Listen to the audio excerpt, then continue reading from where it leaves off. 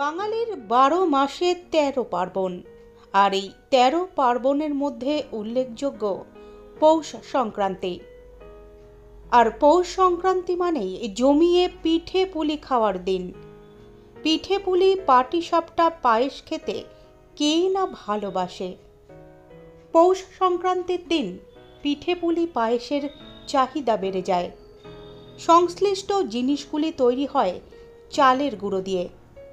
শিলিগুড়ির বিভিন্ন বাজারগুলিতে দেখা গেল চালের গুঁড়ো বিক্রি হচ্ছে। চালের গুঁড়ো কিনতে ক্রেতাদের ভিড় দেখা গেল। দাম ১০০ টাকা কিলো, কোথাও আবার তারও বেশি। এই প্রসঙ্গে ব্যবসায়ীরা জানিয়েছেন, ভালো হচ্ছে। কত টাকা করে কিলো আছে? 100 টাকা। 100 150। আচ্ছা আচ্ছা। তো এই চালের গুঁড়া কতদিন থাকে? এটা শুকায় রাখলে মোটামুটি সারা বছর খাইতে পারবেন। সারা বছর? আর না শুকালে একদিনেই খেতে পারবেন। শুকিয়ে তারপরে করতে হবে? মানে এটা কি ভিজা তো চালের গুঁড়াটা, আচ্ছা। শুকাইতে হবে। আচ্ছা, কত কিলো বিক্রি হয়েছে এখনো পর্যন্ত? হ্যাঁ, এখনো পর্যন্ত কত কিলো বিক্রি করেছে? এখন তো কত 50 কেজি মতো বেশি। আর কি আশা রাখছেন এবার কেমন বিক্রি হবে? হ্যাঁ, কি আশা রাখছেন কেমন বিক্রি হবে? এবার বাজার খুব খারাপ। মানে আগে যা বেচা কিনা করছি অনেক কম। আপনার নামটা? আমার নাম হচ্ছে জয়শঙ্কর বর্মা।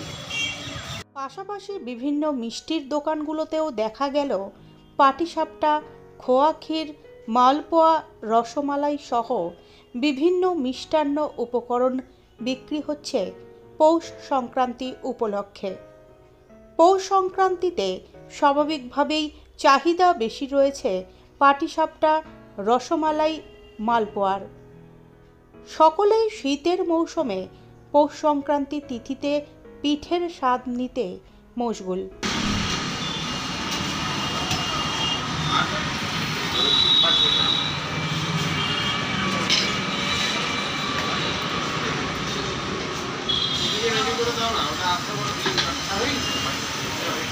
দাদা, সকাল থেকে কতগুলো বানালেন?